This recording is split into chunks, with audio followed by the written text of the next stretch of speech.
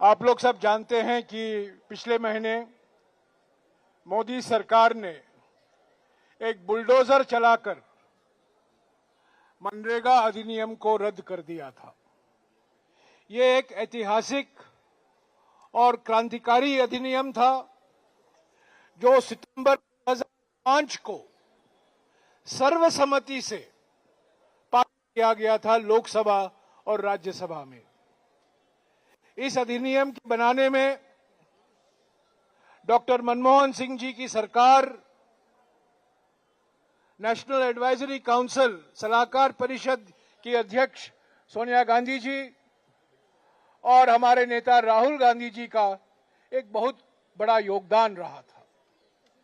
और ठीक 2 फरवरी 2006 को, अभी 20 साल पूरे होने वाले हैं 1-2 दिन में, 2 फरवरी 2006 को तब के आंध्र प्रदेश के अनंतपुर के एक गांव में इस अधिनियम का क्रियान्वयन शुरू हुआ।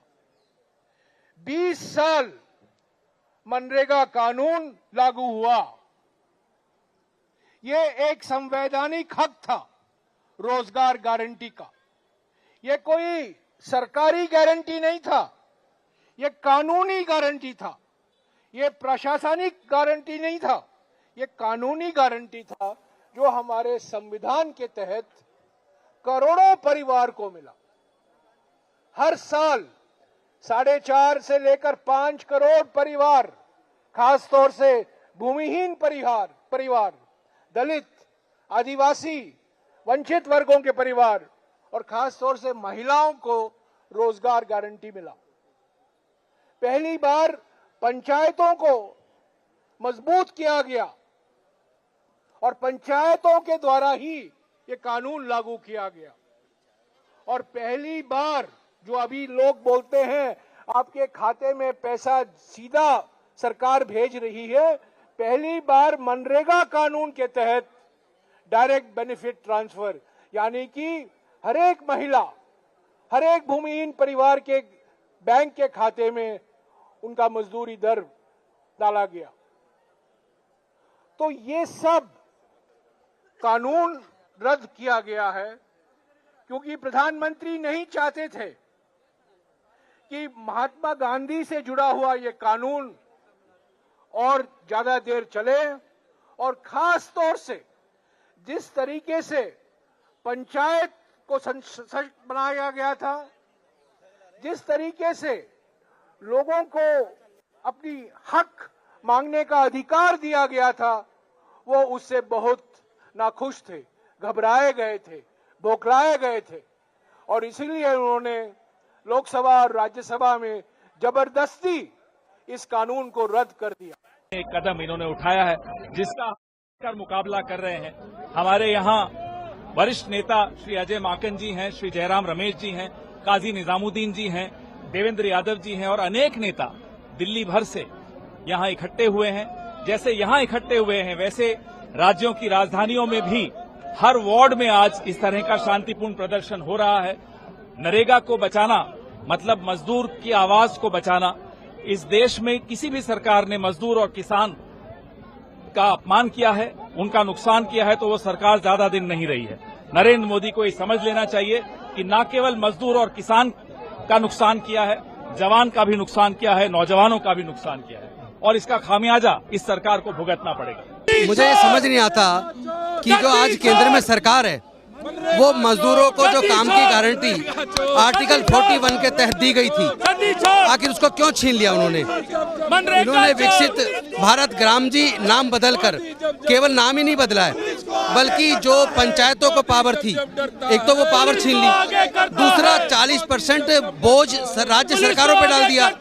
राज्य सरकार पहले से आर्थिक तंगी से गुजर रहे हैं। तो ये बहुत बड़ी साजिश है जो मजदूरों को हर हाथ में काम और काम के बदले में दाम देने का जो काम यूपीए की सरकार में कांग्रेस के नेतृत्व में सोनिया गांधी जी के डायरेक्शन पे आदरणीय मनमोहन सिंह जी ने लागू किया था, उस अधिकार को आज मोदी जी ने छीन लिया।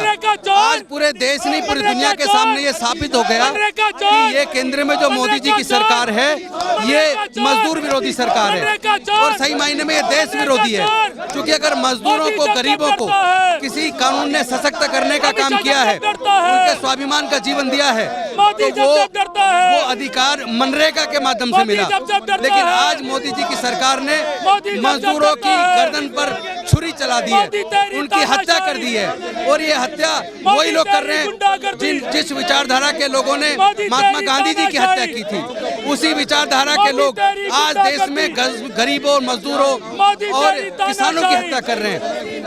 अरे जो सरकार निकम्मी है, मेरी ये समझ नहीं आ रहा कि ये सरकार क्या केवल पूंजीपतियों के लिए काम करेगी? क्या देश की जो बाकी जनता है, देश की महिलाएं, दलित है, पिछड़े, आदिवासी, गरीब है, मजदूर है, किसान है, क्या उनकी नजर में वो नागरिक नहीं है?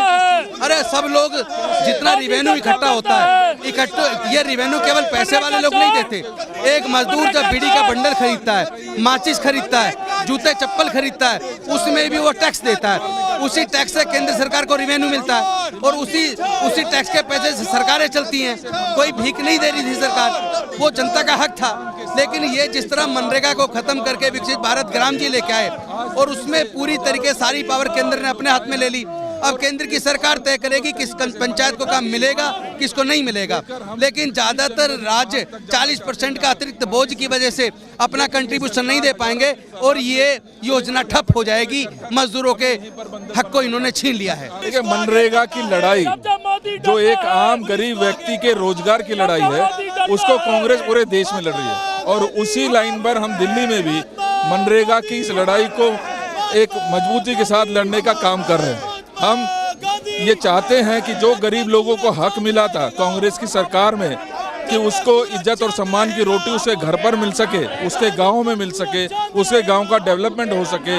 जिस तरीके से मोदी जी ने उसको तोड़ा है, उसको खत्म करने का काम किया है, दिल्ली और पूरे देश में कांग्रेस उस मजबूती के साथ उस लड़ाई को लड़ने का काम कर रही है।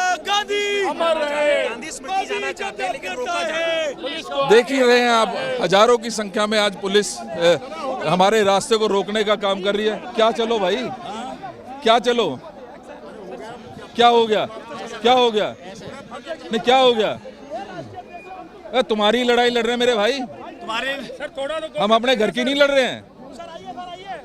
तो तमीज से बोलो, कोई बात नहीं है, हम भी ऐसे ही बोल रहे हैं, कुछ नहीं हुआ।